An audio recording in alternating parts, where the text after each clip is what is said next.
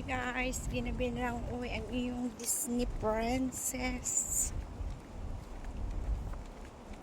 Nagpapahinhin pa sa daan. Akyat pa tayo ng bundok para makarating sa bahay.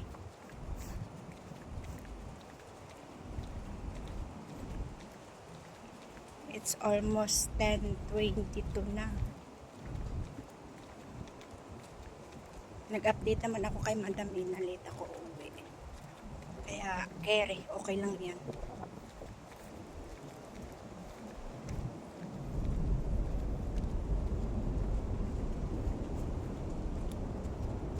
Ayan, maiksi na yung buko.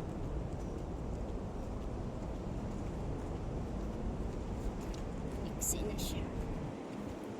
Kasi pinaiksian ko to kasi nga ang gastos sa shampoo, ang gastos sa conditioner. Kaya need ko paiksian. Pero okay naman siya.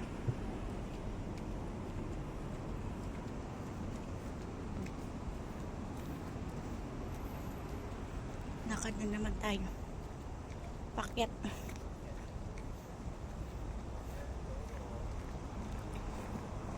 Ito na yung exercise ko. Hindi na ako magwo-walking bukas ng umaga.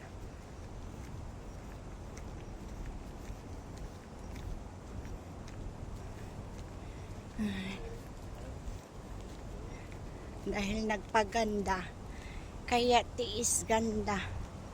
Doon ako nag-day off sa salon guys. Ng buong araw.